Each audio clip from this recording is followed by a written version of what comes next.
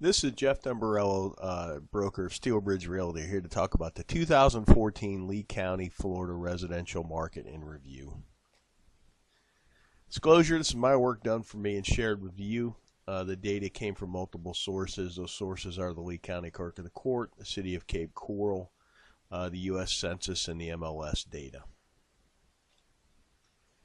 About us, we're a licensed real estate brokerage. We use cutting-edge marketing techniques to offer solutions in today's challenging environment. Our group of professionals have decades of experience.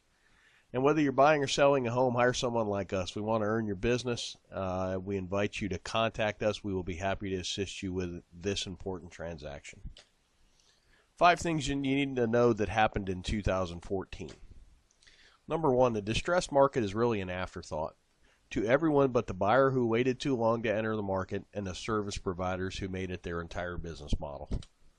This is a chart showing the percentages by month of the distressed market, and here lately we're in the 20, all the way from 15 to 21% in 2014. Here's a chart of foreclosures. I made this chart last January, and I was pretty sure we had assumed the new normal status. This is the chart from this year, and we have definitely assumed the new normal status of foreclosures, which is essentially about 125 to 300.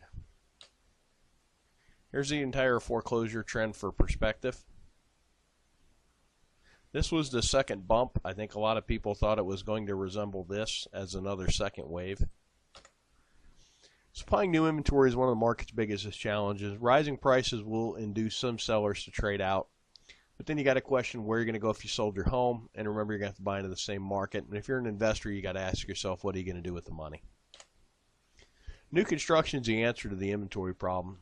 Here's a couple things to think about. The appraisals will hold prices in check for a little bit until the channel's a little better defined. We're seeing that in our day-to-day business now.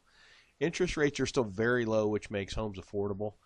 We're really in the market missing an entire vintage of about 2008 through 2013.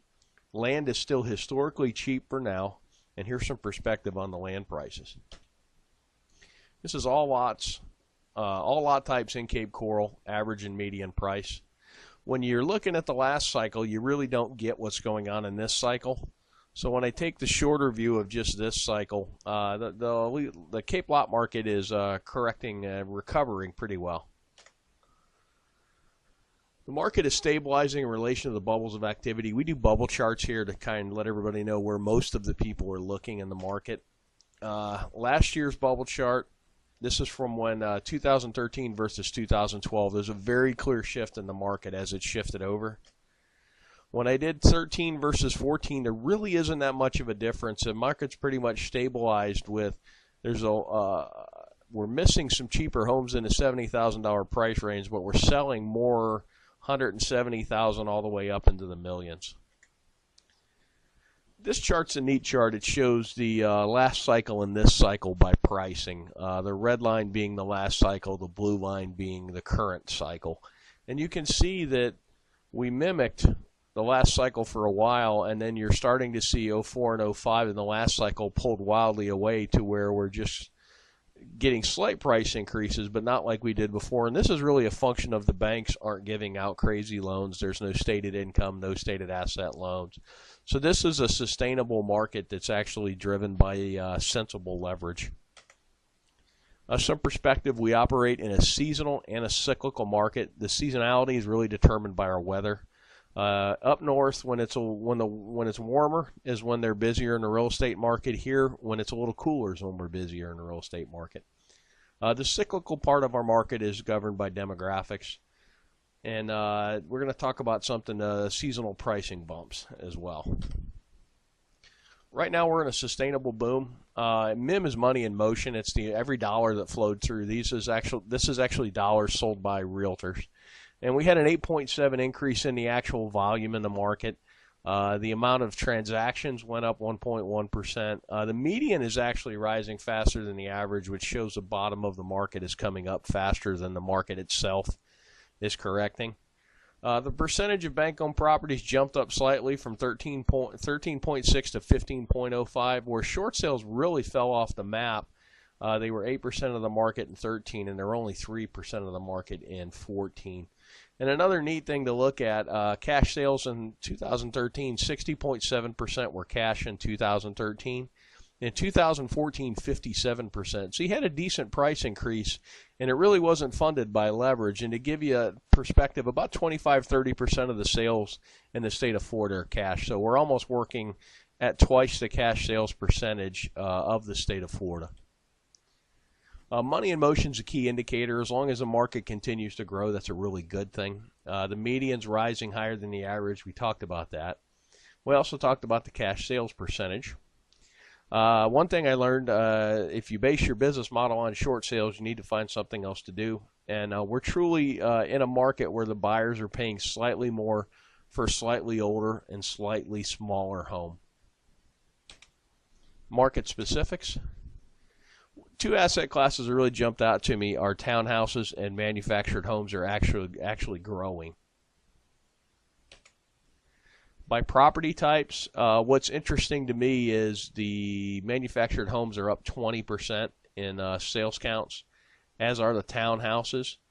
And when you look at the price increases, they're probably some of the lowest price increases, and that's the market seeking a good quality buy, basically. The single-family homes are up 7%. They just about mimic the market as a whole. A few thoughts on the jump in mobile homes and townhomes. Mobile homes have both a lower cost of entry and a lower cost to keep, and the blue-collar retirees from up north love them because they really only need them for 3 or 4 months of the year because they're still home doing stuff and walleye fishing and playing with the grandkids. But it's a nice, affordable home to get out of the cold weather. Townhouses kind of represent the same if you're adverse to a mobile home purchase. And really and truly, we found within the market that as the site-built homes hit a certain number, the manufactured homes take off, and it's about 3 to 1. So if a site-built home was trading for $300,000, the manufactured homes at $100,000 represent a lot of value to a retiree buyer. This is kind of what happened by city. 2014, what happened by city. And just a year-over-year difference. Punta Gorda's really burnt store, up 15%. That's pretty good. Lehigh Acres up 13%. And when I look down, Captiva's up 27%, which is pretty impressive. Things to watch in 2015. Essentially, you've got a seesaw on the market now with resale homes on one side of the seesaw and new construction on the other. And they're going to trade back and forth. As the new construction takes a leg up, then the resale become attractive, and then vice versa. I'm seeing sometimes in the market where for a 10% increase in price, you can get a brand new home versus a 9-year-old home. That's kind of a no-brainer. Inventory is the key. Whoever can bring some inventory to market is going to make some money. And this applies to both the retail and the investment segment of the market. This is single-family permits in Cape Coral. When you look at the totality of the last cycle, you really don't get that excited about what's going on now. But when I take out the last cycle, it shows you there's some pretty good permit growth. Projection of retirees. We take this from the census, and if you were born 62 years ago, there's a likely chance you're going to retire, and this is in the millions by how many there are. This is actually the 62-year-olds against our sales counts. It's a pretty good correlation. And then 66 is kind of the official retirement age. And it doesn't quite resemble as much the 62, our sales patterns, and I think the 62 more kind of takes in early retirees. One last thing, this is a long chart average price of the whole market. This little blip right here was when the banks really let it loose and just basically gave out free money. And that's kind of what we're looking for now is everybody's looking for when this time is coming back, and it's really going to be tied to leverage. We were in a boom, which is what we're in now as the market went up to here. And then when the banks went crazy, and you also had Hurricane Charlie in here, which took a little inventory and dumped some insurance money into the market, which kind of overheated it a little more. But this was based on easy money and basically turned into a mania. And that's kind of what you got to watch for now is loan programs. If you have any thoughts or questions, why don't you give us a call at the office at 239-694-3300, and my extension is 102. And you can always, if you're watching this video, click the link below the video and fill the form out, and we'll be in touch with you. Thanks for watching, and make it a great day.